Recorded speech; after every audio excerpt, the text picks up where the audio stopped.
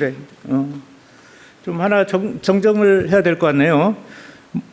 이 11분 모두 장관급은 아니고요. 일부는 부총리급도 있다고 합니다. 그래서 장관급 또는 일부 장관급 이렇게 좀 정정을 해야 될 것 같습니다. 자, 해주시죠. 규제합리화위원회 부위원장 3명은 부총리급이라고 알려왔습니다. 자, 질문을 받겠습니다. 네, 이성택 기자님. 예, 안녕하십니까. 저 한국일보 이성택입니다. 그 첫 번째로는 그 지금까지 이제 기획예산처 이제 기재부에서 독립돼서 나오긴 했지만 주로 이제 수장들이 재무 관료나 경제학자 출신들이 많이 하셨어가지고 좀 이색적으로 느껴지는 면이 있는데 어떤 면을 기대한 인선인지 설명을 좀 부탁드리고요. 또 한 분은 저기 정일연 국민권익위원회 위원장 후보자 같은 경우에는 지금 뭐 검색을 해보니까 그 쌍방울 대북송금 사건 변호인의 이름을 올린 것으로 좀 나오는데 이런 면에서 좀 이해 충돌 우려가 없는지 이것도 좀 답변을 부탁드리겠습니다. 네, 기획예산처 장관 말씀하시는 거죠? 전에 지명을 했던 후보자도 사실은 뭐 경제 연구자 출신이지만 대다수 경력이 정치권에서 있었던 분이고요. 또 기획예산처의 장관으로서 박홍근 국회의원이 지금 이제 후보자가 됐지만 이분이 이제 주로 예산결산위원회 또 운영위원장 뭐 이런 쪽을 거친 예산 정책 전문가라고 볼 수가 있습니다. 그래서 조직을 이끌고 또 실무 전문성을 갖추고 있는 적임자라고 판단했습니다. 또 한 분을 또 누구 말씀하셨죠? 정일현 위원장은 저희가 그 검증 과정에서 대북 송금 쌍방울 대북 송금 사건에 변호인으로 참여한 것으로 확인은 했는데요. 20년 동안 법관으로 재직을 했고요. 또 권익위원장이라는 자리에서 보면은 공정성과 독립성을 훼손할 만한 어떠한 부분도 갖고 있지 않았고 오히려 그런 부분들에 대해서 또 진행할 만한 그 일을 진행할 만한 어떤 능력과 또 전문성과 도덕성을 갖췄다고 판단했습니다. 네. 네, 서울경제신문 송종훈 기자입니다. 지난번 그 기획예산처 장관 임명 시에는 통합 인선이라는 어떤 색깔이 있었는데요.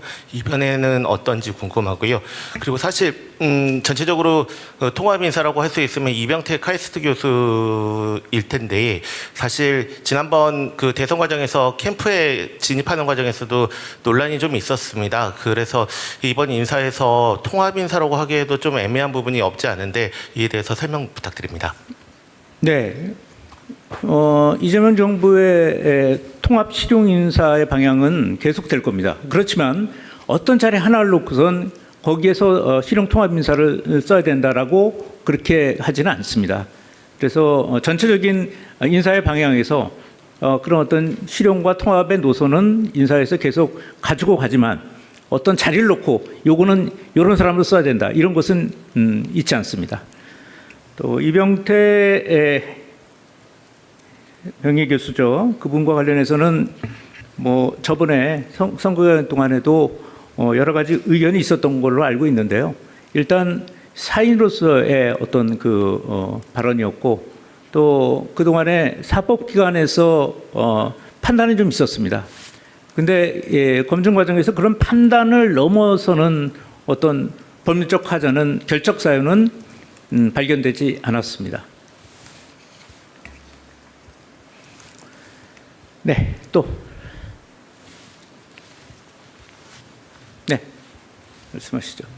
네, 머니투데이 김상원 기자입니다. 그 대통령님 지금 순방 중이신데 순방 중에 이런 대규모 인사 발표하신 배경이 있으면 말씀 부탁드리겠고요. 그리고 인사 관련은 아니지만 이란 사태 관련해서 오늘 청와대 내에서 뭐 관련 회의나 아니면 뭐 대통령께 보고는 지금 어떤 식으로 좀 진행이 되고 있는지 등 말씀해 주시면 감사하겠습니다. 네, 뭐 대통령이 외유 중이시라고 하는데 외유 중이 되고 가시기 전에 다 인사를 정해놓고 가신 거니까 그런 거는 뭐 그 좀 적절치 않은 것 같고요. 저희가 그 동안에도 계속 대통령이 외유가 자주 해외 순방이 잦으시니까 그때 인사를 꽤 했습니다.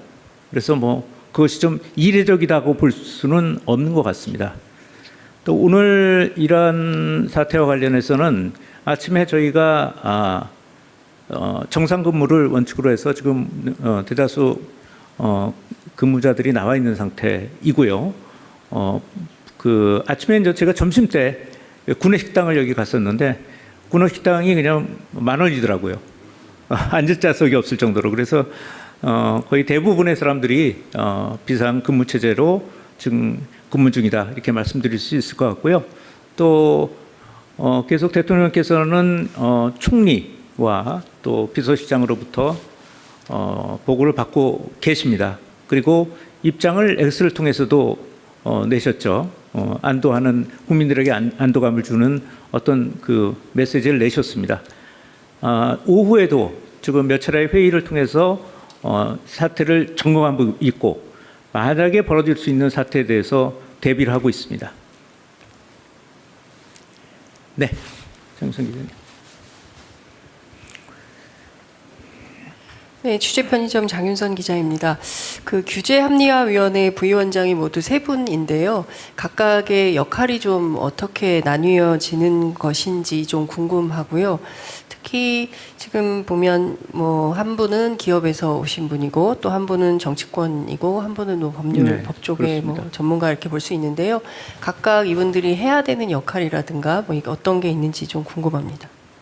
그 안에 어떤 그 부위원장님들이시니까 그 안에서 맡아서 이제 업무를 추진해 나가실 텐데 지금 장 기자님이 말씀하신 것처럼 한 분은 업계에서 왔고 한 분은 정치권에서 왔습니다. 또 한 분은 또 학계에서 왔기 때문에 세 분의 합이 잘 맞을 거라고 보고 있고요.